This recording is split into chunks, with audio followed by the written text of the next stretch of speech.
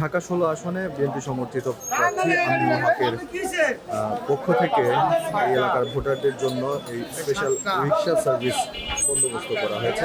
তারা যেমনটি জানিয়েছেন, এখানে তারা 200টি রিক্সা রেখেছেন।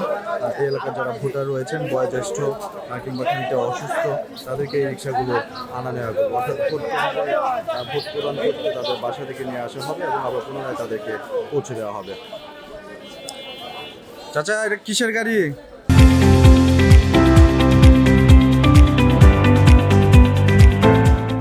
ভোটের গাড়ি। এগুলো কিসের গাড়ি ভাই, একটু বলেন তো।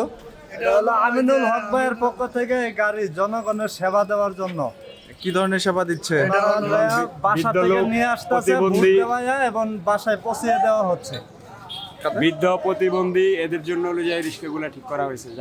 যারা হলো কেন্দ্রে আসতে পারবে না, তাদেরকে আনার জন্য এই রিক্সাগুলো আমিনুল ভাইয়ের পক্ষ থেকে দেওয়া হয়েছে। ভালো মানুষের জন্য, সবার জন্য। এটা কি শুধু সকালেই থাকবে না সারাদিন? সারাদিন আমিনুল ভাইয়ের পক্ষ থেকে দেওয়া হয়েছে।